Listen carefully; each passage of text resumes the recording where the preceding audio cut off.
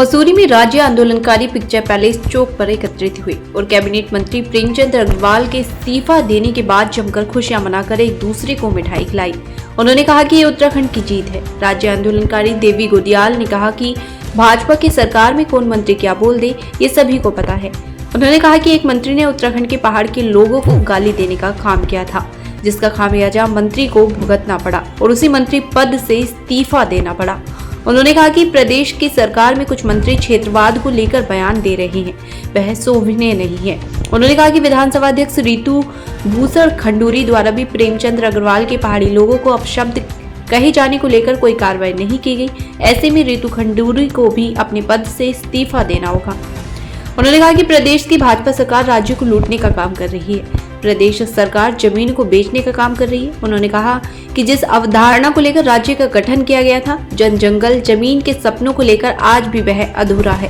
सरकार उत्तराखंड के मूल निवासी के अधिकार से छेड़छाड़ कर रही है। उन्होंने कहा कि उत्तराखंड की भाजपा सरकार के मंत्री प्रदेश को बोली भाषा और क्षेत्रवाद में बांटने का प्रयास कर रहे हैं।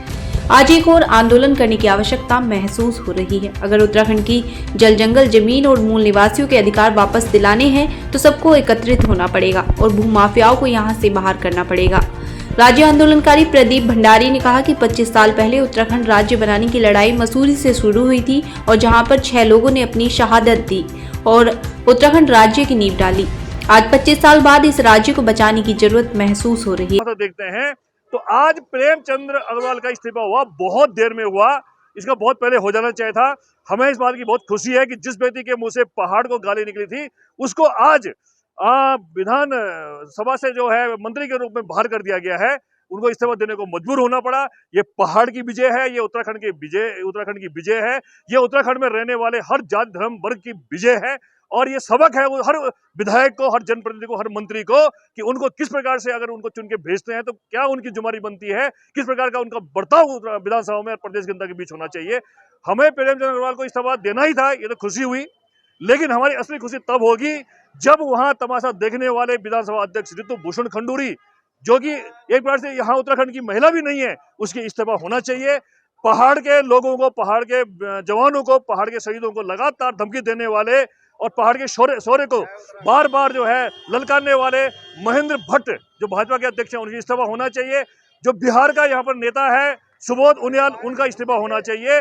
और जितना भी भ्रष्टाचार प्रदेश में चल रहा है, जितने भी यहाँ पर जो क्राइम हुए हैं, अंकिता भंडारी कांड, तमाम, जब तक न्याय नहीं मिलता है ये लड़ाई हमारी जारी रहेगी। और हमारी लड़ाई आज खत्म नहीं हो रही है, हमारी राज्य को बचाने की लड़ाई आज से शुरू हो रही है और ये लड़ाई आगे निरंतर चलती रहेगी जब तक ये उत्तराखंड भ्रष्टाचार मुक्त नहीं बन जाता। और सरकार का एक जिम्मेदार मंत्री इस तरह के बयान दे तो ये अच्छा नहीं था।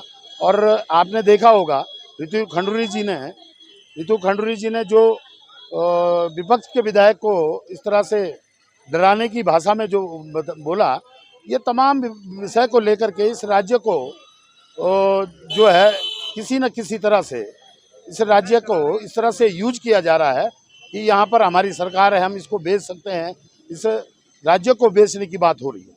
लगातार आप देख रहे होंगे कि जिस अवधारणा को लेकर के ये राज्य बना था, जल जंगल जमीन के सवाल को लेकर के जब लोग इकट्ठा हुए थे, माताएं बहनें और मातृशक्ति जब इस आंदोलन में आई थी तो यही मांग को लेकर के आई थी कि हमारे को रोजगार मिले और इस जल जंगल जमीन सुरक्षित रहे और छोटा राज्य होगा, इसका विकास होगा।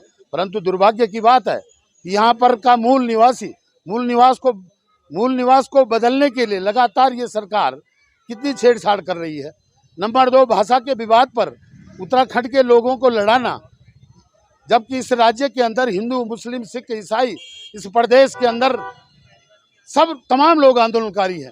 और इस तरह से झूठे बयान और इस तरह से मंत्रियों के इस तरह के रवैये से लगातार इस राज्य को हानि हो रही है, चाहे राजनीतिक रूप से हो, लोगों को बांटने का काम किया जा रहा है।